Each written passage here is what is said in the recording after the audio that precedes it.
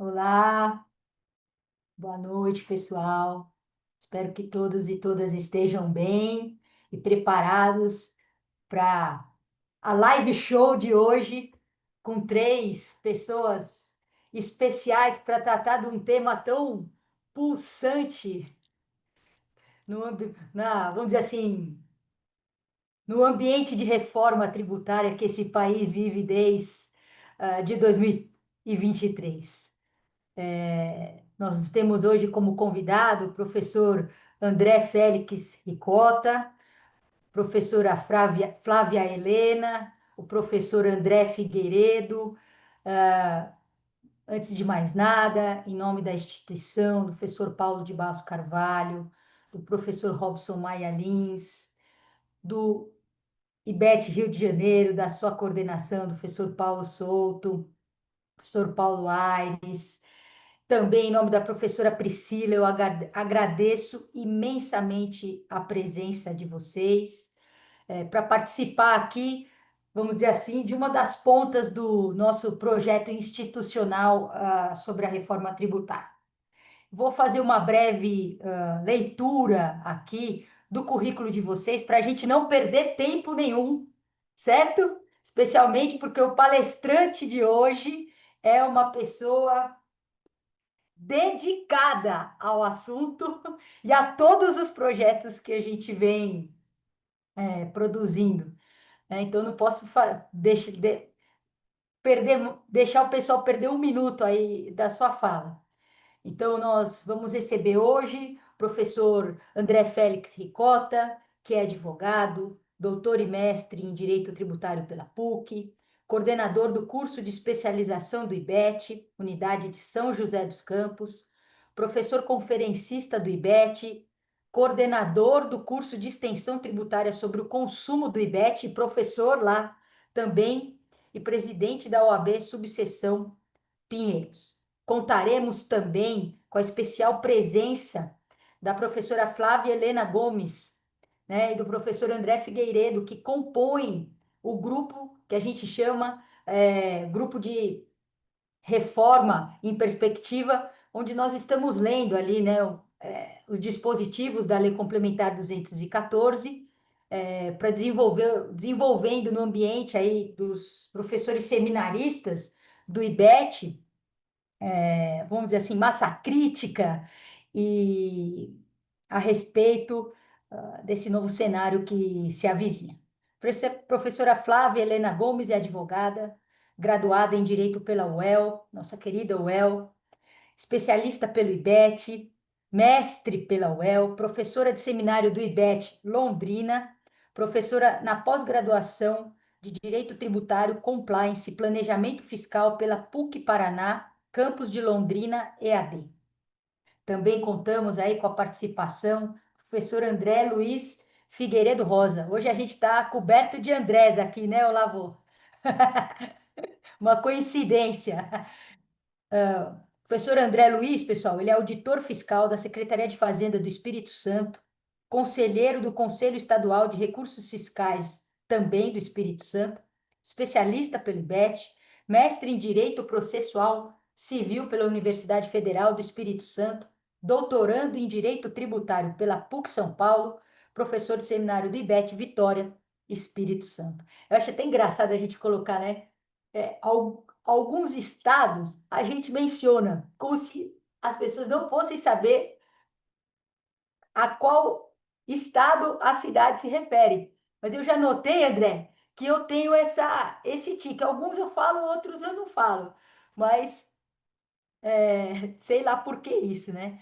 Então, eu agradeço também a presença dos nossos ouvintes, né, que estão aí disponibilizando um tempo para participar dessa live de hoje. Também agradeço ao professor Olavo Leite, a sua constante e ativa presença nesse projeto aqui das lives do Reforma em Perspectiva, na promoção das lives, né, do Reforma em Perspectiva do IBET.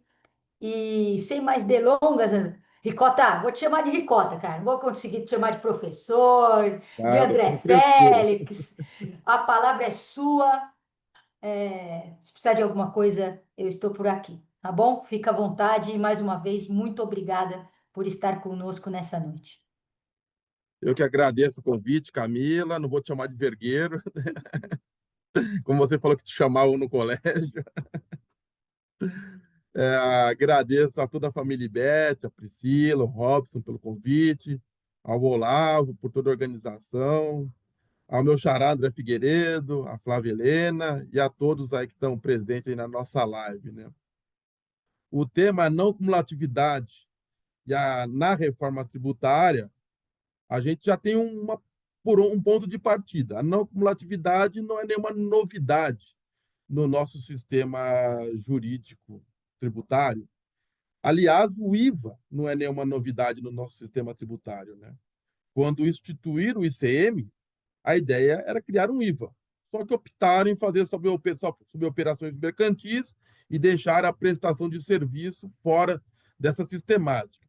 Tiveram muitos problemas não só na implementação do nosso ICM, mas na própria implementação já teve um problema, uma questão política. O Estado de São Paulo, na época, brigou que a tributação não fosse no destino, que a regra do IVA é seguir o princípio do destino, que se tributa onde é o destino. O Estado de São Paulo bateu o pé, falou: as indústrias estão aqui, somos os grandes exportadores da federação, queremos na origem. Então aí já começou tudo errado, né? O nosso ICM, que depois virou ICMS. E isso deu problemas com guerra fiscal e etc. E também é um dos responsáveis pelas desigualdades regionais. Mas não é a matéria da nossa conversa hoje, mas só para deixar, quem quer entender um pouco de IVA, já estudar ICMS já é um início, porque estudar o passado é prever o futuro. Então, muitos dos problemas que nós temos no ICMS e tivemos no ICMS vão acontecer no IBS e na CBS. Bom, a não cumulatividade do IBS e CBS, que é o nosso tema, né? Como eu falei, não é nada de novo. Até no projeto inicial do IBS e da CBS, nem era o IVA do era só um IVA, pensaram e copiar a redação da não cumulatividade do ICMS, porque entendiam que era uma redação perfeita, o que está disposto na Constituição Federal. O tributo cobrado, ou imposto, ou ICMS cobrado na operação anterior, pode ser compensado com o devido na posterior. É mais ou menos nesse sentido a redação, não lembro o ipsiliteris, e até o professor Roque Carrasa, ele sempre me falou: desconfie do advogado que conhece a redação dos artigos ipsiliteris. A função do advogado não é decorar artigo.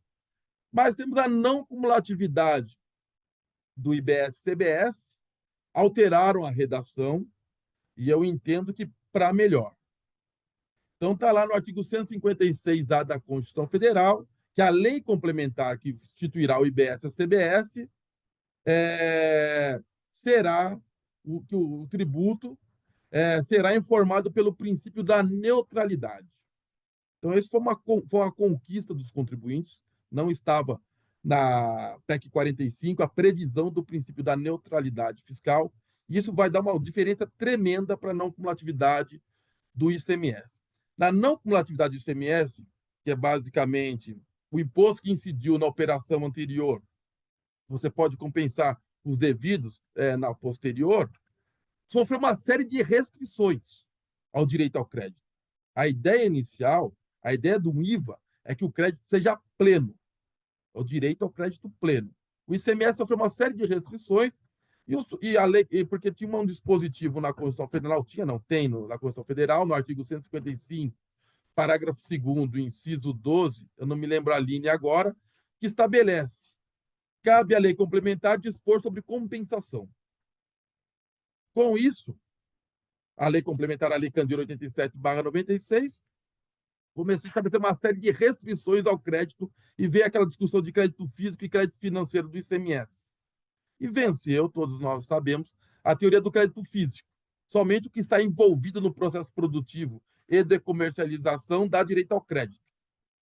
Fora disso, não dá direito a crédito. E começaram a restringir o material de uso e consumo, crédito ativo imobilizado dividido em 48 vezes, energia elétrica, telecomunicações e outros exemplos.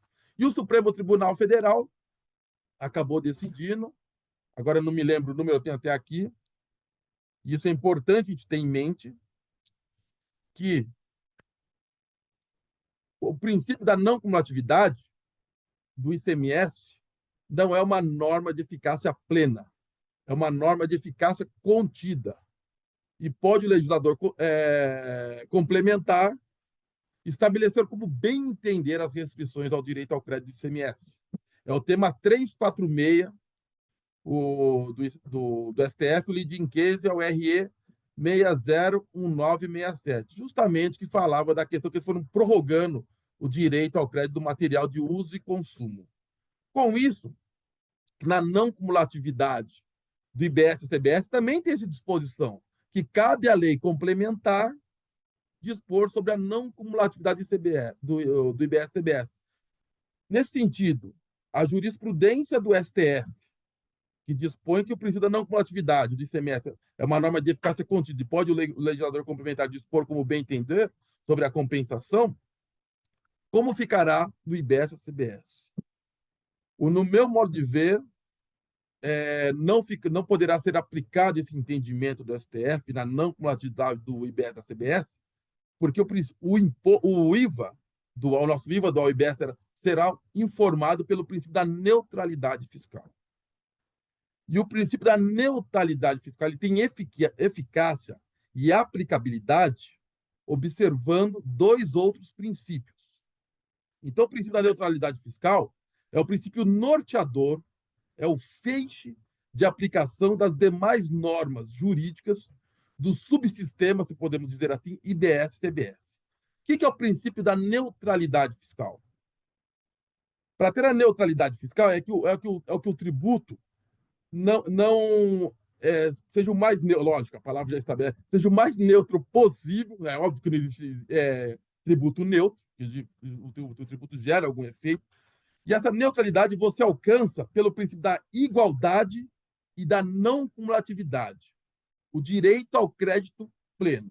Pelo princípio da igualdade, para a neutralidade fiscal funcionar ou ter eficácia, deve-se evitar isenções, imunidades, benefícios fiscais, regimes diferenciados ou específicos, para que não tenha um problema no aproveitamento do crédito e para que não o fornecedor ou consumidor tome suas decisões administrativas e empresariais de acordo com a carga tributária. Ah, mas não tem como fazer um IVA, uma alíquota única e não tem nenhum regime diferenciado, isenção e etc. No meu modo de ver, dá. Faz. Depois você vai fazer os acertos. Esse seria o melhor dos mundos, na minha opinião, e eu não sou dono da verdade. Mas é o que eu imagino. Se for para ter tratamentos específicos, regimes diferenciados, isenções, pelo menos que não tenha não tenha nos setores, que nos setores haja uma isonomia, nos setores econômicos. E a não cumulatividade pela neutralidade fiscal. A não cumulatividade, ela tem que ser plena. A partir do momento que você tem restrições ao crédito, você atrapalha a neutralidade fiscal. Porque pela neutralidade fiscal, o imposto, e aí sim a gente consegue enxergar a neutralidade fiscal, ele não pode interromper no meio da cadeia produtiva. Ele tem que fluir sobre toda a cadeia produtiva até o consumidor final. Toda vez que você tem uma isenção, um regime diferenciado, específico, no meio da cadeia produtiva e restrições ao crédito, você atrapalha que o imposto flua até o consumidor final. Você coloca barreiras, ou o imposto fica acumulativo em determinadas posições da cadeia produtiva ou determinados contribuintes, ou você cria um imposto oculto, onde ele só tem uma possibilidade de direito ao crédito. Deixa eu ver se eu consigo explicar melhor. O IVA, a ideia do IVA, do Imposto sobre Valor Agregado, é que todo ônus financeiro fica para o consumidor final. Que quem está participando da cadeia produtiva não sinta esse ônus financeiro. o imposto é apenas fracionado em todas as etapas da cadeia produtiva, ou melhor dizendo, no tributo, deve ter o IBS, CBS, fizeram a maldita mania de colocar o IBS, um imposto e uma contribuição junto, até para atrapalhar o nosso jeito de se expressar, mas o que o tributo, ele apenas é fracionado na cadeia produtiva, para não afetar tanto o capital de giro das pessoas que estão na cadeia produtiva, especialmente. Então, cada um vai recolhendo antecipadamente, contribuindo antecipadamente, o que vai ser devido no final pelo consumidor final. E para que, se por exemplo, se fosse um tax sale, não, sale tax, que nem nos Estados Unidos e alguns estados, que não tem a não cumulatividade, que é o imposto incide na última etapa, entre o varejista e o consumidor final. Ou para quem gosta de falar em termos em inglês, que eu odeio, né? Já falei tail tax, mas operações B2C, acho uma bosta. Desculpa, tá sendo gravar, falar esses termos, né? Mas B2C. Eu concordo com você. Eu tenho que fazer tanto esforço mental para falar, não, mas é esse tipo de operação que eu também não gosto de usar a palavra É, mas que não seja o varejista para o português. consumidor final, né? Não é B2C, varejista para o consumidor final, o imposto incide uma vez só. Os outros, todo mundo das etapas anteriores estão desonerados. Só que por isso dá um encargo tremendo para o varejista e afeta o seu caixa. Então a ideia do IVA ser neutro é que não afete ninguém da cadeia produtiva. Por isso o crédito tem que ser pleno. Não pode ter restrições ao crédito. Eu acho que por existir o princípio da neutralidade, essa previsão constitucional do princípio da neutralidade como vetor do IBS e CBS, essa jurisprudência do STF no ICMS não poderá ser aplicada. Lógico que o Brasil não é o país da segurança jurídica, né? Nosso poder judiciário, infelizmente, ele vai conforme soa os tambores da nossa política e da governança. Porém, nós temos um princípio da neutralidade que não é novo no ordenamento jurídico mundial. Vamos dizer assim, é novo no Brasil, de forma expressa. Apesar que nós temos o professor Oswaldo Santos de Carvalho, né, que ele tem sua obra Neutralidade Fiscal no ICMS, ele consegue extrair que a neutralidade fiscal é inerente à não cumulatividade. A gente nunca teve expresso na Constituição Federal o princípio da neutralidade, efetivamente, e nem de forma implícita, né, esse princípio. Mas com isso, o que eu imagino? A Europa já tem 50 anos de decisões sobre neutralidade fiscal. O nosso poder judiciário vai absorver essa jurisprudência já maturada e consolidada da Europa, da União Europeia, no nível europeu, ou vai criar uma nova jurisprudência, uma nova interpretação sobre neutralidade fiscal? E eu verifico, vocês devem verificar também, que na Lei Complementar 214, que regulamenta IBS-CBS, a gente vê uma série de agressões ao princípio da neutralidade fiscal.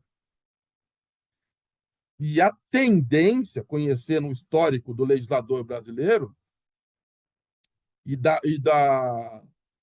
da vontade de arrecadar dos fiscos, né? Estadual, municipal, os três entes políticos vão ter vontade de arrecadar, será de restrição ao crédito, como a gente viu claramente no ICMS, como a gente viu na não cumulatividade do PIS/COFINS, que muito já se dizia que nem não cumulatividade era aquilo, que era direito ao crédito em determinadas situações. Então, a neutralidade fiscal será um salvaguarda para que não ocorra os erros do ICMS e do PIS/COFINS no IBS-CBS. Assim espero. Então, a neutralidade fiscal ela só funciona, ela só opera se for com uma não cumulatividade plena, direito ao crédito ao pleno, e respeitando a princípio da igualdade. Na própria emenda constitucional 132, já temos restrições à neutralidade fiscal, porque tem regimes específicos, regimes diferenciados. Eu costumo dar um exemplo claro de ferir o princípio da igualdade, que bares e restaurantes terão regimes diferenciados de tributação do IBS, CBS. Padaria, não. E padaria e restaurante e bar, em algumas coisas, são concorrentes. Então, muita gente vai deixar de almoçar em padaria, em tomar café da manhã em padaria e vai tomar no bar, porque a incidência do IBS CBS vai ser menor. Então, fere a neutralidade fiscal para o consumidor. Você vai escolher aonde você vai tomar café, almoçar ou até beber, porque padaria vende cerveja também, vende caipirinha, vende o que você quiser, né? Rabo de galo, para quem gosta. Então, já vê na emenda constitucional ferindo esse princípio da neutralidade fiscal. Ou Bom, também, Ricota, vai deixar de existir padaria. Vai ou todo mundo virar bar. vai dizer de padaria, vai chamar bar, boteco, bar de pão, vai sei lá qual que é o nome a chamar. Então, a ideia da neutralidade fiscal é que não haja desoneração de ninguém que está na etapa produtiva, mas haja uma desoneração da cadeia produtiva em si, através do princípio da igualdade e do direito pleno ao crédito IBS e CBS. E o que a gente vai mostrar aqui algumas situações, né, pelo tempo não vai dar para mostrar muito, eu não sei nem como está meu tempo, que já existem essas restrições. Está lá no artigo, cadê aqui? Bom, 156A, parágrafo 1º, inciso 8º da Constituição Federal, que o IBS e o CBS serão não cumulativos, compensando-se o imposto ou tributo devido pelo contribuinte com o montante cobrado sobre todas as operações nas quais seja adquirente. Eu acho também esse termo adquirente de fundamental importância. Por quê? Nós temos algumas situações que o IBS e o CBS incidem sobre operações de bens ou serviços, direitos materiais ou imateriais, seção de direitos materiais ou imateriais, a títulos não onerosos. Não onerosos. Só que, no meu modo de ver, não pode incidir o IBS e CBS sobre operações não onerosas. Porque a não cumulatividade, o princípio da não cumulatividade também é um princípio norteador para aplicação e interpretação das demais normas do IBS e CBS. E a partir do momento que utiliza a expressão quais seja adquirente, quando você adquire algo, é a título oneroso. Você não adquire nada, algo a título gratuito. Te dão a título gratuito. Então, se tem adquirente, foi a título oneroso. Então, com a redação do artigo 156A, inciso 1º, parágrafo 1º, inciso 1º, que estabelece que o IBS e o CBS incidirão sobre operações com bens materiais ou imateriais, inclusive direitos ou com serviços, combinado com a disposição da não cumulatividade do IBS e CBS, eu chego à materialidade que o IBS e CBS incidem sobre, ou conforme estabelece o professor Paulo de Barros Carvalho, critério material, um verbo e complemento, realizar operações com bens e serviços, direitos materiais, quando tem a figura adquirente e fornecedor. E depois não é matéria da nossa conversa, mas a lei complementar define o que é adquirente também. A lei complementar 214 define o que é adquirente, e é muito parecido com o que eu falei para vocês. Então, também essa palavra adquirente, na Constituição Federal, impede a incidência de BSBS e atos não onerosos. Mas está lá. Quais seja adquirido de bens materiais ou imateriais, inclusive direito ou de serviço, excetuadas exclusivamente as consideradas de uso e consumo pessoal, especificadas em lei complementar e as hipóteses previstas nessa Constituição. Então, a primeira restrição ao crédito é a aquisição de materiais ou direitos para uso ou consumo pessoal. E a lei complementar, ela é taxativa, elenca lá o que é considerado de uso e consumo e não dá direito a crédito. Para mim, não precisa ter restrição nenhuma, até porque de efeitos econômicos deve ser mínimo. Deve ser mínimo isso, para o Estado. Acho que não poderia impedir o empresário, o contribuinte, adquirir o que ele quiser para a sua empresa. Você estabelecendo essa restrição, o uso pessoal não dá crédito, você já está ferindo a neutralidade. O adquirente vai pensar se vai adquirir ou não uma esteira para, por exemplo, esteira não sei se está na lista, mas uma esteira para ajudar seus funcionários a fazer um exercício durante o dia, material de ginástica. Um hotel adquirir obras de arte, está lá que uma obra de arte não dá material, não dá direito a crédito, para enfeitar o seu estabelecimento, deixar mais aprazível, receber 5 ou 6 estrelas, sei lá como funciona isso. Mas você comprar uma obra de arte do Zé da Esquina ali na Praia da República, gera um efeito. Pode comprar uma obra de arte lá de um, sei lá, fala um Volpe da vida, sei lá. Fala um artista plástico aí, vocês agora me fugiu. Um Monet, sei lá. Pô, é o outro Não, patamar. Um Volpe, um É, quadro do Volpe próprio mesmo, Volpe. caríssimo. É, já outro patamar. Então, mas tá lá, não dá direito a crédito. Fere o princípio da neutralidade. Para o administrador tomar suas decisões devido à carga tributária. E a outra restrição ao crédito é aquela que já vinha do ICMS, mas melhorou, no meu modo de ver, que o ICMS é isenção e não incidência, na saída acarretam a anulação dos créditos da entrada. No IBS e CBS, a minha saída acarreta a anulação dos créditos da entrada, a isenção e a imunidade. Então, isso diminui um pouco a discussão. Até porque o fato de a não incidência no ICMS acarretar a anulação do direito ao crédito das entradas do ICMS era o fundamento para se entender constitucional e legítimo o crédito do ativo imobilizado será 1,48 avos por mês. Por que dava fundamentos condicionais? Porque na venda do ativo imobilizado não incide ICMS.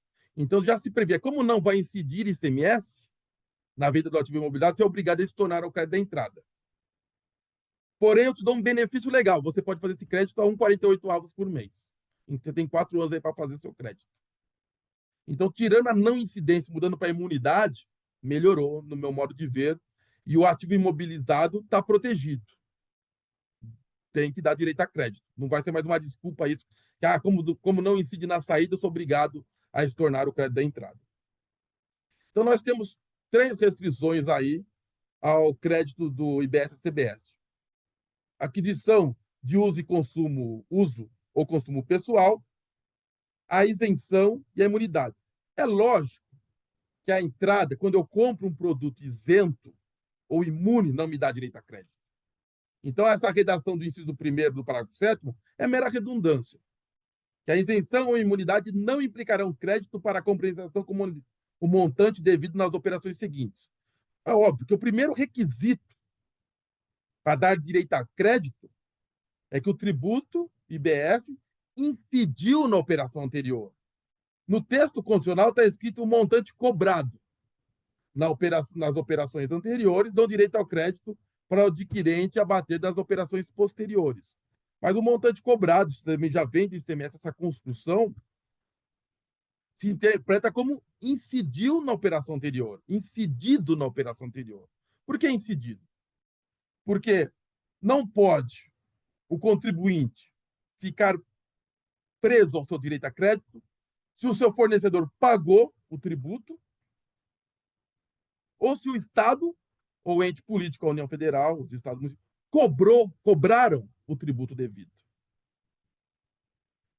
Atrelar, e a gente vai chegar nisso mais para frente, atrelar o pagamento ao crédito do IBS-CBS é praticamente, é bom até o termo, é praticamente impraticável, a redundância. É impraticável. Por quê? Como que funciona o crédito tanto do ICMS como do IBS da CBS? Você não apura o crédito de débito na operação. Uma coisa, até a gente estava conversando antes de começar a live com a Flávia, que ela leu minha dissertação de mestrado, né?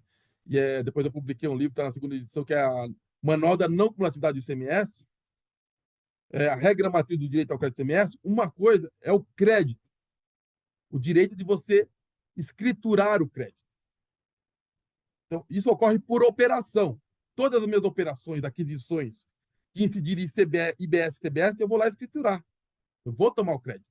Só quando for uso e consumo, eu não tenho direito a crédito. Tudo que incidiu IBS, CBS, veio destacado em documento fiscal e eu paguei pelaquela operação, quando eu pago pela operação ao meu fornecedor, não só simboliza que eu paguei pela mercadoria ou pelo serviço que eu adquiri, simboliza também que eu paguei o custo do tributo. Que o IBS e CBS é considerado um tributo indireto, que você repassa o ônus financeiro do tributo para a operação posterior, para o adquirente, até chegar ao consumidor final. E para ele vai ficar todo o encargo financeiro. Então você repassa. E o modo de eu provar que houve esse repasse é que o cara paguei, no que eu paguei. No que eu paguei pelaquela operação, eu tenho direito ao crédito daquele imposto. Então, incidiu. Está destacado em documento fiscal hábil. E eu paguei pela operação, eu tenho direito ao crédito. Então, eu escrituro. Eu não posso ficar no aguardo do pagamento. Por que eu não posso ficar no aguardo do pagamento? Porque o momento de utilização do crédito é no mês seguinte. Tudo que eu adquiri, a gente está no dia 1º de julho. Tudo que eu adquiri em junho de 2025 vai me dar crédito. Eu tenho direito a crédito. E quando eu for apurar o IBS e a CBS, vamos supor que seja dia 20, seja determinado que o pagamento do IBS e CBS seja todo dia 20. Eu vou chegar no dia 20, vou fazer a apuração. A minha primeira opção é pagar em dinheiro. Todas as minhas saídas de junho de 2025. Então, eu vou pegar todas as minhas entradas, quanto eu tenho de crédito, e todas as minhas saídas, quanto eu tenho de débito. Então, minha primeira opção é pagar em dinheiro. Só que eu posso exercer a não cumulatividade. É nesse momento de apuração do IBS e da CBS que incide o princípio da não cumulatividade. O princípio da não cumulatividade, ele é um direito do contribuinte de opor os seus créditos contra os entes políticos, mas é uma faculdade, não é obrigatório. Não é obrigatório nem para fiscalização, quando alguns estados fazem isso, mas não é uma obrigação. Quando vai verificar se o contribuinte deixou de pagar ICMS, não é obrigado fiscal. Ah, você deixou de pagar 100 mil reais de ICMS. Vou aqui te autuar. Mas peraí, deixa eu ver quanto você tem de crédito de ICMS antes. Ah, você tem 90 mil, vou te autuar em 10 mil reais. Alguns estados têm essa política, mas não é obrigatório o fiscal fazer isso. Por que não é obrigatório? Porque a regra da não cumulatividade é uma faculdade que o contribuinte tem de opor seus créditos contra o débito. O crédito do IBS, CBS, tanto do ICMS, qual que é a natureza jurídica do crédito? É a natureza jurídica monetária. É dinheiro, mas que só serve, entre aspas, para pagar o próprio tributo, pagar o próprio imposto. Então, quando eu montei a regra matriz do direito ao crédito ICMS, que é, na verdade, a regra matriz da não cumulatividade, eu usei o modal deontico permitido. É uma permissão, é uma faculdade que o contribuinte tem de opor seus créditos contra os seus débitos. Então, ele vai apurar seu imposto, seu IBS ou CBS, seu tributo, seus tributos, né? No dia 20 de julho. Os seus fornecedores vão apurar também no dia 20 de julho. Nós recolhemos no mesmo dia o tributo devido. Então, eu não vou poder ficar ligando para o meu fornecedor. E aí, pagou? Se você não pagou, eu não vou ter direito ao crédito. Não, vou pagar só quando fechar o horário bancário, que eu estou esperando entrar um dinheiro aqui. Ah, eu também estou esperando entrar um dinheiro aqui para pagar. Não existe isso. Não tem a mínima possibilidade de atrelar o pagamento do IBS da CBS para dar direito ao crédito ao adquirente. Então, cobrado se interpreta como incidido. Incidiu o IBS, a CBS na operação anterior. Só que vem a própria Constituição Federal, Emenda Constitucional 132, que introduziu o parágrafo 5º no artigo 156-A. A lei complementar disporará sobre o regime de compensação, podendo estabelecer hipótese em que o aproveitamento do crédito ficará condicionado à verificação de efetivo recolhimento do imposto incidente sobre operações de bens materiais ou imateriais, inclusive direitos, ou com serviços, desde que, aí vem a expressão desde que, o adquirente possa efetuar o recolhimento do imposto incidente nas suas aquisições de bens ou serviços, ou seja, que tenha, que será o, se eu não me engano, o split payment manual, né? Que o adquirente, quando for comprar uma mercadoria, vem no boleto quanto ele pagou pela operação e um outro boleto ele recolhendo o imposto. Então, se tiver esse mecanismo, aí poderá se atrelar o crédito ao pagamento.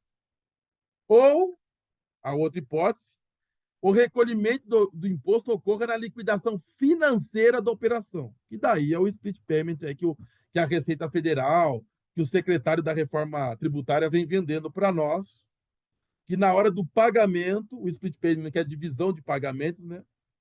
Parte que é do fornecedor vai para ele e a parte que é referente ao IBS-CBS vai para o fisco. Só nessas duas hipóteses, pela emenda constitucional 132, é possível atrelar o pagamento do imposto dos meus fornecedores ao crédito. Fora essas hipóteses, não pode-se atrelar pagamento do imposto ao crédito. Então, pela regra constitucional, nós temos 5 requisitos para ter direito ao crédito IBS-CBS. O primeiro, incidiram IBS-CBS nas operações e prestações de serviço anteriores. Segundo, devidamente destacado em nota fiscal hábil, no documento fiscal que entendo que será o do IBS-CBS. Terceiro, o adquirente ser contribuinte de fato, ou seja, ele pagou pelaquela operação e todos os valores descritos no documento fiscal, e ele é contribuinte de direito. Quem não é contribuinte de direito não vai ter direito ao crédito, ele não vai se opor a nada, vai acumular o crédito. Quarto, a saída das mercadorias ou prestações de serviços não pode ser isenta ou imune de IBS-CBS. E o quinto, não seja de uso e consumo pessoal especificados em lei complementar. Esses são os 5 requisitos previstos na emenda constitucional 132. Não sei se está claro, se vocês querem fazer alguma consideração. Bom, ocorre que na lei complementar 214, ao falar da não cumulatividade, primeiro é interessante deixar claro que a lei complementar, no seu artigo 2º, reforça a neutralidade fiscal. Está lá, o IBS e a CBS são informados pelo princípio da neutralidade, segundo o qual esses tributos devem evitar distorcer as decisões de consumo e organização de atividade econômica, observadas as exceções previstas na Constituição Federal e nessa lei complementar, ou seja, era só na Constituição Federal, pela emenda constitucional 132. Aí já avançou. E na lei complementar. Então já dá para perceber a intenção do legislador. E até em conversas, e até em discursos que eu vi do secretário de Reforma Tributária, o Bernardo Api, ele disse 2 coisas que me deixaram antenados. Primeiro, ele falou que não teremos o melhor IVA do mundo, não teremos a melhor legislação de IVA do mundo, mas teremos o melhor sistema de cobrança. Então já dá para. E ele não entrava muito a fundo, é óbvio, né? Porque estava no meio de pessoas de diversos setores, nas palestras que vi, mas ele falava que não era a favor do crédito pleno. Mas e tentava falar por cima alguns motivos por que não deveria o crédito pleno. Um dos motivos, inclusive, é a desculpa que os estados utilizam do crédito acumulado do ICMS, principalmente advindos de exportação. Até eu não gosto de entrar em política, não gosto, evito, mas eu vejo muito noticiário, eu sou viciado em jornal. Eu vi recentemente o governador de São Paulo falando que o crédito acumulado de ICMS era um prejuízo para o Estado, é um absurdo o Estado ter que pagar por um crédito onde o contribuinte não fez nada para ter direito, onde ele não recolhe o ICMS. Só. E nós temos essa questão do IBS-CBS, a manutenção do crédito da exportação. Na exportação é imune, mas tem direito à manutenção do crédito. Por que você tem direito à manutenção do crédito? Porque é uma questão constitucional. Então, não é uma garantia constitucional e mais. Por que você tem saldo credor de ICMS? Não, pela neutralidade fiscal, você não pode ter saldo credor de IBS e CBS. Você não pode. Ele tem que fruir sobre toda a cadeia produtiva. Mas você acumulou saldo credor, tem alguma coisa errada na tributação. Então, na exportação, qual que era o certo? Que tudo envolvido na exportação não desse crédito. Por quê? Porque todas as operações teriam que ser imunes ao ICMS. Então, não daria crédito. Então, por outras questões, o exportador adquire produtos e serviços que vêm com o crédito do imposto. E a Constituição fala, não deveria, que a exportação teria que ser desonerada. Então, como veio, não pode acumular em você esse imposto, exportador. Você tem direito ao crédito acumulado. E o Estado te deve ressarcir. Então, não é um benefício. É a regra da não cumulatividade, em especial da neutralidade fiscal. Então, eu insisto, a neutralidade fiscal ele veio para a gente mostrar uma outra realidade da não cumulatividade. No Brasil, ficava se discutindo crédito físico, crédito financeiro. A neutralidade fiscal, segundo a União Europeia, o Tribunal Europeu, é mais que isso. É mais que o crédito financeiro que se discute há anos aqui no Brasil. É pleno. Pouco importa onde é utilizado a mercadoria, ou serviço, ou o direito para adquirir. Tudo tem que dar. Sempre tem que se olhar no sentido de que tudo deve dar crédito. E se acumulou no contribuinte, tem alguma coisa errada. Então, ele deve ser ressarcido. Na suposta imediata e preferencial. Na suposta imediata e preferencial que os estados nunca realizaram. Bom, mas voltando. Então, o artigo 2º reforça a neutralidade, mas, porém, fala, observando as exceções da Constituição, é óbvio, está na Constituição, e nesta lei complementar. Então, ou seja, está querendo mitigar, está querendo desvalorizar o princípio da neutralidade. A lei complementar não pode restringir a neutralidade fiscal. Eu não sei como eu estou de tempo, mas eu só vou falar mais uns 5 minutos para encerrar essa questão e daí vocês fiquem à vontade. Né? 1 minuto. Quer deixar a doutora Flávia e o doutor André expor sobre esse assunto. Está lá no artigo 47. O contribuinte sujeito da Lei Complementar 214. O contribuinte sujeito ao regime regular poderá apropriar crédito IBS e CBS quando ocorrer a extinção por qualquer das modalidades previstas no artigo 27. Ou seja, já está colocando uma restrição. O IBS e a CBS só me dará crédito se o meu fornecedor extinguiu o imposto devido naquela operação. Basicamente, se ele pagou pelo IBS e CBS. Lógico, o artigo 27 traz outras formas de extinção. Mas a principal forma de extinção é até no artigo 156 CT, inciso 1, é o pagamento. Extingue o crédito. Então, eu só vou ter crédito de IBS e CBS quando ocorrer a extinção por qualquer das modalidades previstas dos débitos relativas a operações em que eu seja adquirente. Ou seja, se o meu fornecedor extinguiu o IBS e a CBS que ele deve, eu tenho direito a crédito. Se ele não extinguiu, eu não tenho direito a crédito. Aonde já está restringindo a não cumulatividade. Excetuadas exclusivamente aquelas considerações de uso e consumo pessoal, nos termos do artigo 57 da Lei Complementar e demais hipóteses. Aí, por isso que, para terminar, por isso que muitos falam que, alguns falam, muitos não, mas alguns falam, que a reforma tributária não vai funcionar, o IBS e o CBS não funcionará se o split payment não for devidamente integrado, criado e integrado.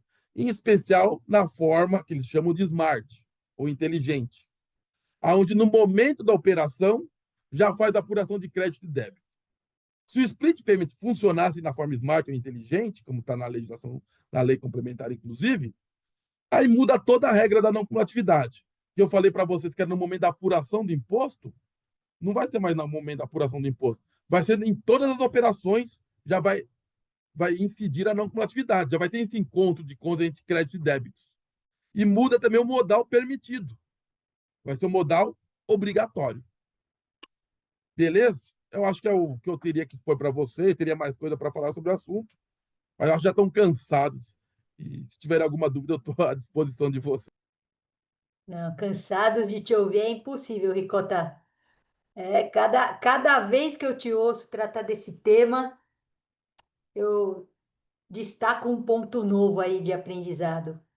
Muito obrigada por suas considerações. Eu acho que é, acho muito valioso aqui só deixar registrado, né, o começo da sua fala para o pessoal, quando você diz que a neutralidade ela é um valor que ela é materializado por meio da não cumulatividade e do princípio da igualdade. Eu acho isso de uma inteligência sistêmica, de análise de sistema, porque é preciosíssimo, né? E a gente conseguir separar aí, né, o que seria um valor e o que seria instrumentos de materialização para trazer concretude a esses valores, porque no final das contas o direito objetiva, né, se materializar, né? Não trabalha só com valores. Então eu acho muito bacana essa sua fala aí. Então eu queria só exaltá-la aqui. Mas vou passar a palavra agora. Não sei, vocês têm uma preferência pela ordem? A Flávia fala primeiro, fala o André. Seguimos a ordem lá da nossa reunião, André primeiro. É isso? Maravilha, então, André. Flávia Palavra é. decide. Hã? Não, A Flávia decide. ela já deu um J de Filho para você, André. Então, tá Vai que é Vamos ótimo. seguir tua. a ordem, vamos seguir a ordem. Ótimo, tá ótimo. Perfeito. Fica à vontade, André. Obrigado, Camila. Vocês me ouvem bem? Sim, né? Bom, boa noite, professor André Félix Ricota. Boa noite, professor Olavo. Boa noite, professora Camila. Boa noite, professora Priscila. Boa noite, professora Flávia. Boa noite a todos. Camila, eu agradeço imensamente o convite e quero dizer que para mim é uma grande honra estar aqui hoje. E, professor André, vamos tratar assim, né? Nós temos debatido em nosso grupo de estudos, no IBET, que é o grupo A Reforma em Perspectiva, diversos pontos relativos ao IBS e à CBS, dentre eles a não cumulatividade. E sobre a não cumulatividade, eu destaco três questões que, em mim, despertaram profunda reflexão e que eu irei tratar brevemente aqui, sem nenhuma pretensão de esgotamento do tema, evidentemente, e vamos a eles. A primeira questão é o seguinte: basicamente, como você já bem pontuou aí na sua brilhante fala, existem dois modelos de tributação plurifásica não cumulativa, se nós pegarmos a experiência mundial. O primeiro sistema é o base contra base, basis on basis, e o segundo sistema é o imposto contra imposto, tax on tax. No sistema base contra base, o imposto é calculado deduzindo-se do valor monetário das vendas, todos os valores monetários das aquisições, e sobre esse valor financeiro da diferença, aplique-se uma alíquota. Já no modelo imposto contra imposto, a não cumulatividade é aferida pela subtração do imposto devido nas operações subsequentes contra o imposto cobrado nas operações anteriores, né, que vem destacado na nota fiscal, o invoice credit. Se nós olharmos para todos os dispositivos constitucionais, desde a emenda 18 de 65, né, em relação ao ICM, ao IPI, e agora com a emenda 132 de 2023 para o IBS e a CBS, não resta dúvida de que o nosso modelo é imposto contra imposto, né? A despeito de utilizarmos aí corriqueiramente a expressão IVA dual brasileiro, né? Então, e nesse sentido, eu até trago aqui uma citação do nosso mestre, Geraldo Ataliba, ainda sob a égide do ICM, depois ICMS. Ele criticava, né, ferozmente, aqueles que diziam que nós tínhamos um imposto sobre o valor agregado. Aí a fala dele, abre aspas, a emenda 18 de 65, como diz hoje a Constituição atual, imposto sobre operações. O imposto não é sobre valor nenhum, muito menos agregado. O imposto é sobre operação, e eu extraí isso da obra ICMS na Constituição. Então, me parece que é exatamente isso, né? Nós temos um sistema de tributação, tanto no IBS quanto na CBS, seguindo a tradição, né, de imposto contra imposto, né? E isso desemboca numa outra questão, que aí é o ponto da nossa reflexão no grupo de estudo, né? Veja, aquela velha dicotomia, né? Crédito físico, crédito financeiro, que você, professor André, tratou muito bem, crédito físico, crédito financeiro, que, salvo engano, essa discussão iniciou no STF em 1973, né? Então já tem bastante tempo. E não ficou muito bem pacificada, esse é que é o ponto, né? E na decisão mais recente, no precedente mais recente, que o gerou o tema é, é, no STJ, perdoe, esqueci o número do tema. Foi no RESP 1222170 PR, né? Quem opter dicto, o ministro Napoleão Nunes Maia, ele diz o seguinte, ó, para o IPI e ICMS é crédito físico e para a PIS e COFINS é o crédito financeiro dentro daquele critério da essencialidade, né? Mas a questão da inquietação que eu trago aqui é o seguinte: a doutrina sempre criticou tratando isso como uma distorção do sistema, porque tudo deveria gerar crédito, então era uma distorção. Então, é o tema 279 e depois 280, né? A preocupação minha, eu não sei se ela é de mais pessoas, é se essa discussão, se essa dicotomia não será requentada agora para o IBS e a CBS. É uma preocupação que eu trago, né? Porque se essa era a crítica da doutrina, se nós temos um sistema imposto contra imposto, fica óbvio que o crédito é tudo aquilo que a empresa adquire, que faz parte do seu negócio, deveria gerar crédito, né? Então, é essa preocupação que eu trago.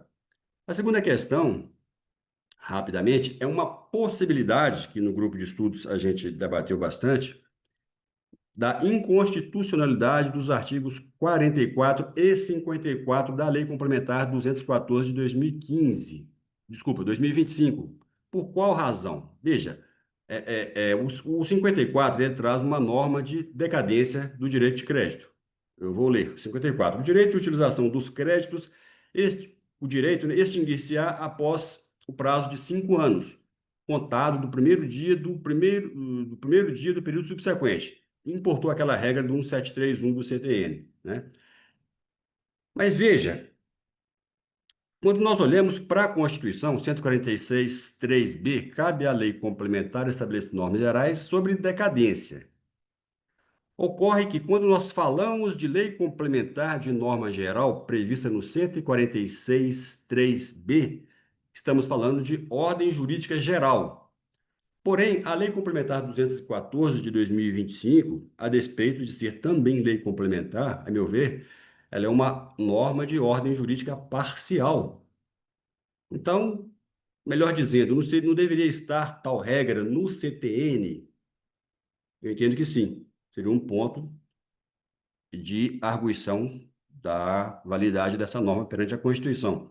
E indo para o 44, é um pouco pior, porque a Lei Complementar 214 delega poder para o regulamento disciplinar o seguinte: o regulamento estabelecerá, inciso 1, o prazo para a conclusão da apuração, né?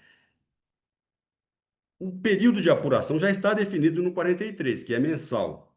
E se esse dispositivo do 44 não existisse, o prazo seria 5 anos, que é o prazo decadencial, né? Enquanto não existir débito para compensar os créditos vão sendo jogados para frente no prazo de 5 anos, mas poderá o regulamento definir um prazo diferente. Me parece que isso aqui vai dar muita discussão a nível doutrinário e vai acabar desembocando no Supremo Tribunal Federal. E a terceira questão, que nós debatemos também no grupo de estudos e que é bastante inquietante, é uma contradição aparente entre os artigos 49 e 52 da Lei Complementar, e você, professor André, tratou muito bem aí. Primeiro, o 52, né? Na verdade, essa regra ela já estava clara na Constituição, no 156A, parágrafo 7º, incisos 1 e 2, né, que, na verdade, é uma continuidade da regra do ICMS. No caso de operações sujeitas à alíquota zero, aqui vamos falar só de alíquota zero, né, serão mantidos os créditos das operações anteriores. Ok. E o 49?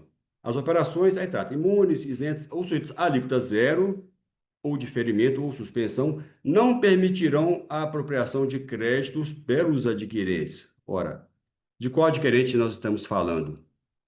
De qual adquirente essas duas normas se referem? Ao mesmo? Percebe? E engraçado, tem hora que eu leio esse dispositivo, me parece muito claro. Tem hora que eu entendo com uma grande clareza. Ora, se teve alíquota zero na operação anterior, quem adquiriu não terá crédito. E se eu vendo na minha etapa não tem alíquota zero, o seguinte não poderá apropriar crédito. Mas tem momentos que eu leio e penso o seguinte, estão falando da mesma coisa, em dois dispositivos diferentes. E me permita uma brincadeira, isso aqui está parecendo a volta dos que não foram, percebe? Então é o seguinte, essas três questões que eu trouxe aqui, né, e que certamente vão gerar muito debate a nível doutrinário e, infelizmente, poderão ser levadas para pacificação no Poder Judiciário, é o que eu queria apresentar neste breve tempo e eu agradeço, professora Camila. Obrigada, André. Ricota, esses são pontos que nós levantamos, né, assim que para nas discussões durante o grupo, fazendo a leitura dos dispositivos da não cumulatividade, né? O objetivo não é ter uma resposta clara, né, imediata ou certa, até porque a gente depende dos deuses do Olimpo sobre isso, mas você pode ficar à vontade se quiser falar trazer algum ponto, e aí Tá? depois. Não, você tentar ser breve até pelo tardar das horas, mas assim, eu costumo dizer que ninguém sabe nada sobre a reforma tributária e BS-CBS, né? Então a gente está aqui trocando ideias. Cada um tem sua interpretação primária, depois a gente vai testar na prática, vai ter outras interpretações, né? E com isso você vai construindo as teses, as doutrinas, né? É tudo novo. Mas quer queira, quer não, pelos. Eu nem tinha reparado esses artigos aí do meu xará, né? Posso chamar meu xará. Mas esse 54 não tinha percebido, e ele é bem interessante, né? Porque ele restringe muito o direito ao crédito do IBS-CBS. Porque na regra do ICMS, e o André, meu xará, sabe melhor que eu, você tinha 5 anos para escriturar o crédito, e não para utilizar. E os 54 falam, o direito de utilização do crédito extingue-se após 5 anos, contado do primeiro dia do período subsequente ao de apuração que tivesse ocorrido a apropriação. Então, uma coisa eu me apropriei, lancei na escrita. Aí, se eu não utilizar em 5 anos, eu perdi esses créditos. Então, tem que ver. E a questão da restituição. Então, tem o direito de pedir a restituição. Eu não me lembro pela lei complementar, eu acho que é 180 dias, né, quando for saldo credor, né? Algo assim, né? Se for crédito acumulado é mais rápido, se for saldo credor é outra situação. Então é preocupante. 54 aí é muito preocupante que muda, né? Uma coisa é você escriturou e por algum motivo você não conseguiu aproveitar seu crédito. E se você não conseguiu aproveitar, porque teve alguma distorção no sistema. O outro, que foi o 52, né? E o 54, e o 50, né? Nos casos de operação sujeita à alíquota zero, serão mantidos os casos relativos às operações anteriores. Aí eu entendo que é um benefício legal. Que a alíquota zero, pela doutrina que eu sigo, né? Que é do professor Paulo de Barros Carvalho, a alíquota zero é isenção. Então, um benefício legal que o legislador está dando. Ó. Apesar de ser isento, se for na alíquota zero, você tem direito à manutenção do crédito. Pode o legislador complementar dar benefício à manutenção do crédito. O 50, aí é o 50, foi o 50, né, Xará? Acho que foi o 54. 49. 49. 49, 49. 49. Aí no 49, assim, as operações isentas, imunes, isentas ou sujeitas à alíquota zero, o diferimento ou suspensão não permitirão a apropriação do crédito pelo adquirente dos bens e serviços. Aí eu concordo com a disposição do artigo 49, porque é o que eu falei. Não, para ter direito ao crédito, tem que ter incidido na operação anterior, o IBS e a CBS, e eu ter pago pelo aquele tributo. Ó, se é imune não incidiu, se é isento não incidiu, se é alíquota zero não incidiu. Então eu não tenho direito ao crédito. E a alíquota zero e isenção eu equiparo. O diferimento também não tem, porque não houve a exigência, ele incidiu, mas não exigiu, não houve o encargo financeiro pelo adquirente. Ele vai ser quem entende que o diferimento é a prorrogação do pagamento para a etapa subsequente. Tem uns que defendem que o diferimento é o ornitorrinco. Ninguém consegue definir o que é diferimento. Então vai dar muita discussão. Vai. E a suspensão, eu não imagino que seja uma suspensão de crédito. Eu não tenho nenhum exemplo para poder raciocinar em cima. O meu fornecedor tem uma liminar suspendendo o recolhimento do IBS a CBS, por isso não vai me dar direito a crédito. Acho que se ele tem uma liminar, ele não vai destacar, imagino eu, destacar o IBS a CBS, porque ele não está obrigado a recolher. É complicado. Vai dar discussão conforme disse aí meu xará. Não ficou boa a redação, né? O 49 aí. Mas É. a primeira parte, para mim, é clara. Flá, deixa eu só fazer um comentário, porque, Ricota, você me cutucou num ponto agora com relação, mas é só para a gente até eventualmente deixar registrado aqui na live. Você mencionou que o direito, do crédito supõe a incidência, e aí você falou da isenção. Mas se a gente trabalhar com aquela, assim, com a concepção pontiana, e que para mim é vamos dizer, textualmente é a do CTN, né? A regra matriz ela incide para afastar o pagamento no caso da isenção.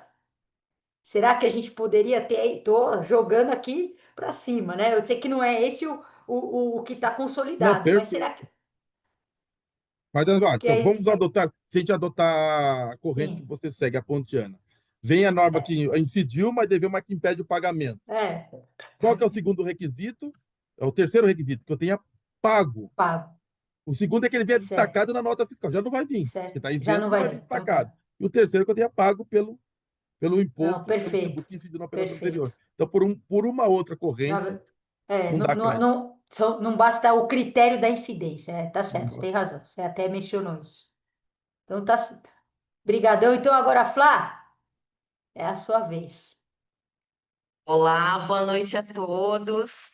Muito obrigada pela oportunidade mais uma vez ao IBET, em especial a professora Camila, a professora Pri e a Priscila e o Olavo. Ficando nessa mania de falar o apelido e a gente acostuma, né?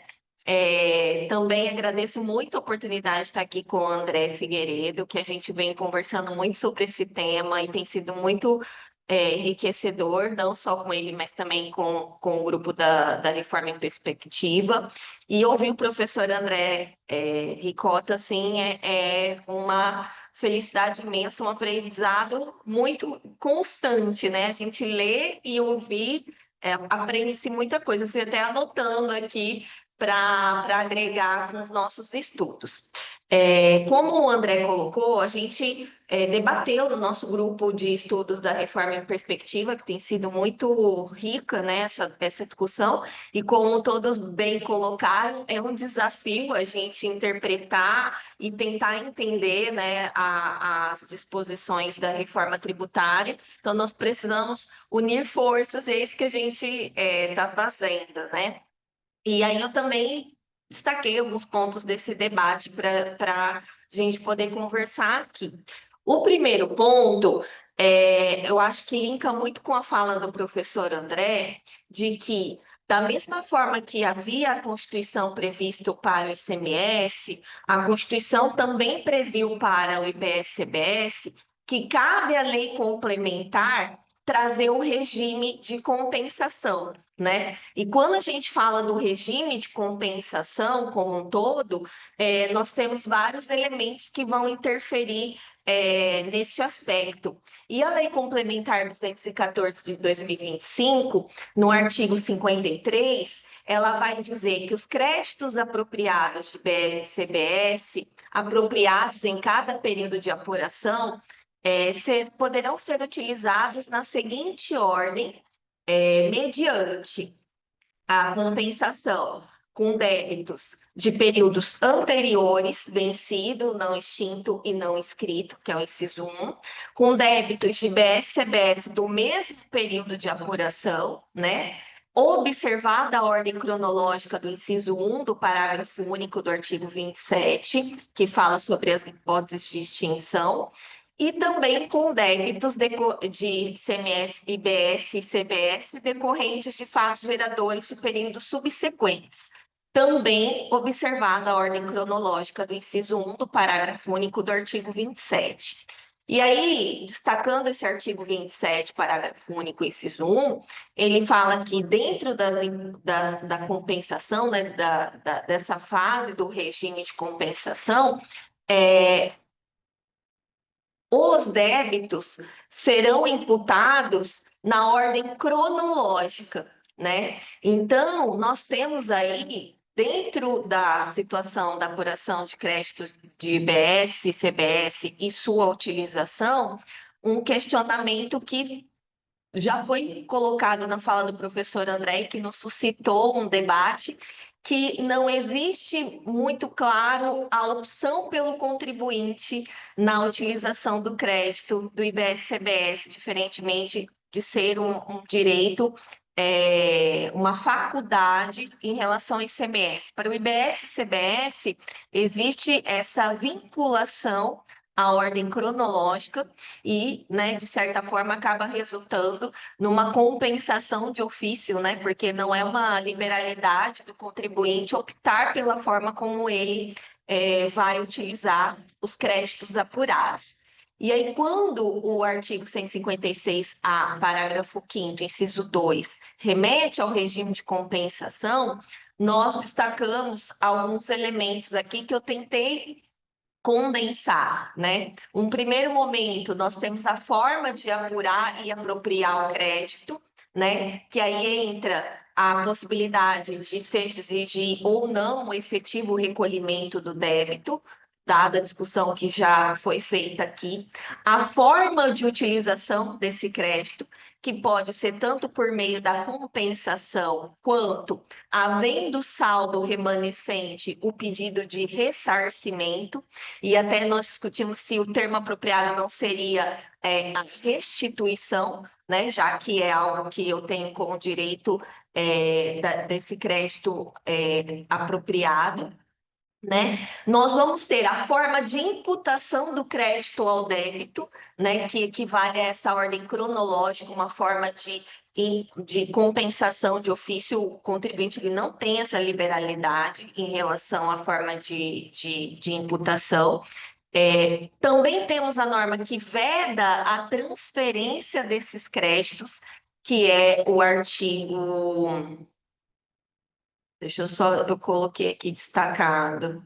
Ah, não, acho que é o artigo 53, ou não, 53, ou 56, agora eu não me recordo. Peço até desculpas que eu até fiz um esqueminha aqui e acabei não anotando, mas nós temos a vedação de transferência desse direito de crédito, com exceção da cisão, fusão e incorporação, que pode transferir, e também nós temos a vedação à apropriação de crédito para bens de uso e consumo, conforme as hipóteses previstas no artigo 57, ressalvadas as exceções do parágrafo 3º do artigo 57. Ou seja, só nesse regime de compensação que nós temos delineados na Lei Complementar 214 de 2025, nós temos muitos pontos, né, de debate e de discussão a respeito, inclusive, da constitucionalidade, se essa limitação, se essas fases desse regime de compensação são de fatos constitucionais, porque de alguma forma está limitando a não cumulatividade e, por consequência, maculando o princípio da neutralidade, né? O segundo ponto que nós apresentamos, que eu acho que é bastante Flávia, importante. Oi. só deixa eu mencionar o artigo que eu localizei aqui na lei para ficar registrado, é o Obrigada. artigo 55 da Lei Complementar Ah, 214. 55, da vedação, né? A vedação, muito obrigada. Então, faz parte do regime também essa vedação, e como a gente discutiu, né? Não resolve o problema do acúmulo de crédito, e como bem colocou o professor André Ricota, nós temos que observar que não é natural do sistema que nós pretendemos implementar com a reforma que haja esse acúmulo de crédito de forma exacerbada, né? Mas, de qualquer forma, o sistema também não trouxe uma solução para um velho problema, que é o acúmulo de crédito. E aí, um próximo ponto que eu acho bastante interessante em relação à própria discussão da constitucionalidade e como o próprio professor André colocou, né, que essa não cumulatividade tem que ser plena, né? O artigo 57, quando ele traz as hipóteses dos bens de uso e consumo pessoal, que, diferentemente do entendimento que já se discutiu para o ICMS e para o PIS e COFINS em relação ao que se qualifica como esses bens de uso e consumo pessoal, a primeira pergunta que nos vem em relação ao artigo 57, inciso 1 e 2, que elenca esses bens de uso e consumo pessoal, é se, de fato, essa relação é taxativa ou se ela vai possibilitar interpretações. E aí, neste ponto, foi até um questionamento que a professora Camila trouxe no nosso debate, é a respeito da constitucionalidade do artigo 57, parágrafo 3º, inciso 5º, que delega competência ao regulamento, se isso estaria violando o inciso 8º, parágrafo 1º do artigo 156-A da Constituição, né?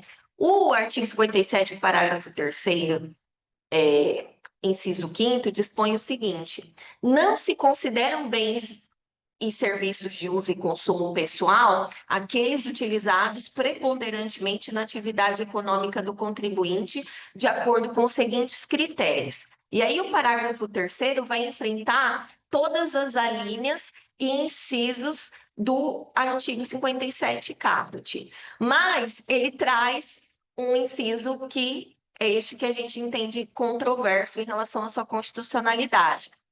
Outros bens e serviços que obedeçam a critérios estabelecidos no regulamento.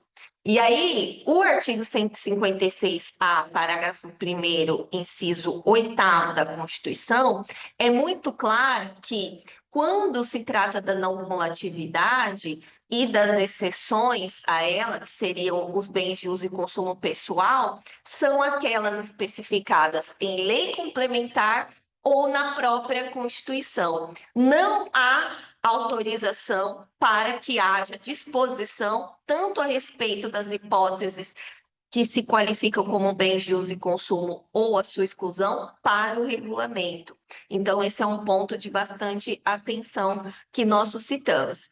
E aí eu trago o parágrafo 8º também do artigo 57, que deixa uma questão de insegurança, né? Que o parágrafo 8º fala: o regulamento disporá, né, sobre a forma de identificação da pessoa física destinatária dos bens e serviços de que trata este artigo. Entendo que a preocupação se dá no mesmo sentido. O regulamento ele vai prever critérios para definir a pessoa física adquirente de bens de uso e consumo pessoal, que não terá direito de crédito. Mas será que ele não vai extrapolar os bens e serviços já indicados nas hipóteses do artigo 57, inciso 1 e 2? Nós sabemos que, pela história, pela prática, a tendência do regulamento é extrapolar. E aí, eu anotei aqui a preocupação do professor André na sua exposição. O STF entendeu que a norma da não cumulatividade do ICMS ela é de eficácia contida, né? De eficácia possibilitando limitação e disposições que trazem tanto a limitação temporal quanto a limitação material. Será que nós não vamos voltar a essa mesma problemática, né? Em razão dessa possibilidade delegada ao regulamento pela lei complementar, em contradição, né? Quer dizer, em contradição não, em contrariedade à própria autorização da Constituição Federal?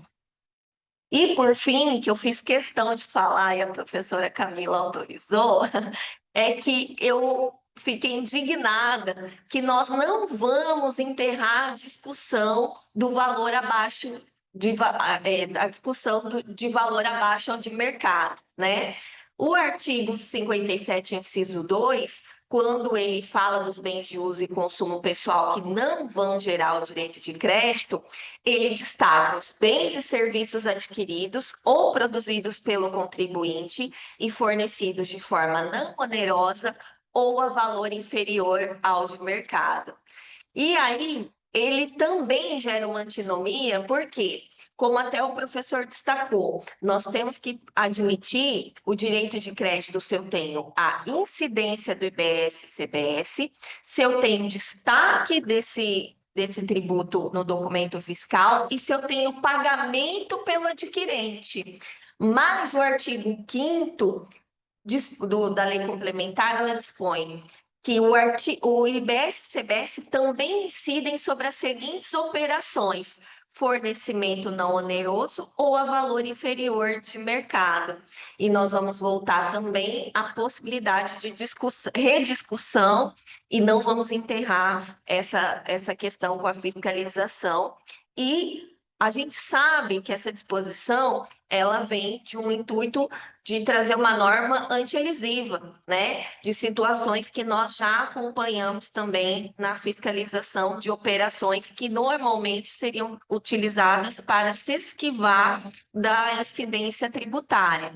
Mas se eu estou trazendo no regime que essas operações vão ter a incidência com destaque e recolhimento do IBS-CBS, por que não admitir o crédito também, preservando a não cumulatividade e a neutralidade? Então, para mim, me parece mais uma norma punitiva do que uma norma anti-elisiva. Muito obrigada pela oportunidade e muito feliz de estar aqui com vocês. Obrigada, Flávia, por trazer para nós as profundas discussões travadas lá no grupo. André também. Ricota, você quer fazer algum comentário sobre especialmente essa questão da lei complementar delegar para o regulamento?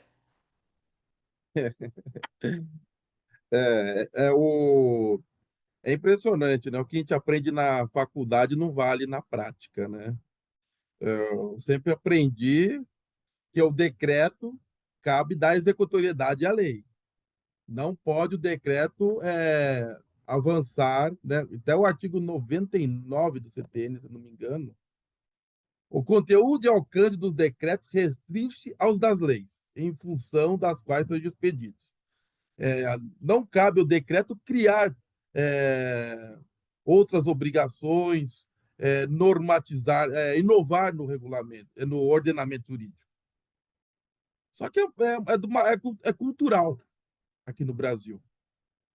Se você pegar os regulamentos de ICMS, são 27, né, regulamentos, basicamente todos seguem as leis ordinárias dos estados, mas sempre avançam em alguma coisa que não está previsto na lei. Eles não dão executoriedade à lei ordinária do ICMS. Então já é cultural isso, infelizmente. Acho que o professor Oswaldo de Carvalho ele já falou aqui. Eu tenho uma Ele memória. ainda não veio, ainda não veio. Eu tenho uma memória desgraçada. Eu culpo a Covid. A Covid abalou minha memória. Mas ele fez lá um estudo, lá um rápido, um Ctrl L, que tem na lei complementar tem mais de 100 vezes que compete ao regulamento, cabe ao regulamento, cabe regular. Então, ou seja, a reforma tributária que nos foi vendida, que era para diminuir o contencioso, não é uma verdade. Que a partir do momento que o regulamento inovar, criar novas obrigações, restringir o direito ao crédito, estabelecer outras situações que são materiais de uso e consumo pessoal, né, como bem disse a Flávia, todo mundo vai se apegar ao princípio da legalidade, vai discutir a natureza do decreto e vai aumentar o contencioso. Então, infelizmente, de vez de ser e ainda está lá que cabe que a gente respeitar o princípio da simplicidade que colocaram, né, na Constituição Federal, da eficiência, sei lá qual mais outro, da transparência. Não tem nada disso. Não tem nada disso. Mais de 100 vezes, eu não quero falar o número que eu não tenho certeza, minha memória é desgasta. Eu não lembro se são 70 ou mais de 100, que na lei complementar dispõe que cabe ao regulamento, cabe regular, conforme posterior regulamento. Em várias palestras, algumas pessoas estabeleceram, eu não sei direito, que ainda cabe ao regulamento. Como uma pessoa fala isso? Não cabe ao regulamento. O regulamento tem que dar executoriedade à lei. Então, a gente tem esse problema efetivamente na Lei Complementar 214, né? Que é meio que cultural aí no Brasil e precisa extirpar isso. A gente vai ter muito contencioso e muita insegurança jurídica. Bom, muito obrigada. Olá, você quer dar uma palavrinha, fazer algum comentário antes de eu partir para o encerramento aí da nossa live de hoje? Não, boa noite, foi excelente. Minha única preocupação é não repetir os erros do passado, né? Porque o ICMS, em sua origem, a não cumulatividade era plena e aí começaram a surgir restrições, e hoje a não cumulatividade do ICMS foi bastante mitigada, né? Espero que isso não aconteça nesse novo capítulo do IBS-CBS. Mas só agradecer a todos os participantes, foi sensacional o evento, muito esclarecedor. Bom, obrigado, Olavo, especialmente aí por carregar o piano vamos dizer assim, dessa outra mão aqui do nosso projeto. Mais uma vez agradecer a presença do professor Ricota, professor André, da professora Flávia, de todos que estão aqui conosco. Mas antes de encerrar a nossa live de hoje, eu gostaria de fazer uma homenagem ao professor Marcelo Salomão, que, para nossa infelicidade, partiu na sexta-feira, professor muito valioso para a nossa instituição, não só pelas contribuições intelectuais que ele promoveu, mas especialmente pelo homem, pela pessoa que ele fez, né, por tudo que ele significou para a nossa instituição.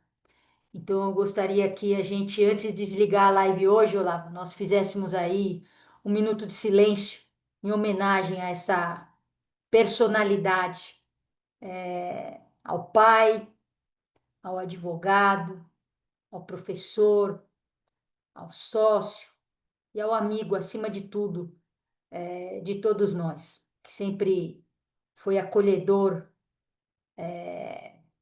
com conosco, especialmente com a minha pessoa. Uma pessoa alguém que eu tenho na mais alta conta sobre todos esses aspectos que eu mencionei aqui. Então, eu gostaria de pedir um minuto de silêncio para todos nós aqui, em homenagem ao professor Marcelo Salomão. É isso, pessoal. Muito obrigada mais uma vez. Gratidão por esses momentos, essa 1 hora e meia que a gente está junto, viu? A nossos ouvintes também, muito obrigada. Flá, Muito Andrés, obrigada. Obrigado, Muito obrigada Camila. a todos pela oportunidade Obrigado a todos. e Foi um uma Fica um ótima abraço. noite. Até foi uma um próxima. prazer Boa noite. e espero participar mais vezes. Tenha uma excelente obrigada, semana. obrigada. Muito Obrigado. obrigada, pessoal. Fiquem bem, cuidem-se. Valeu, Lavo. Boa noite. Um beijo, pessoal. Tchau, tchau.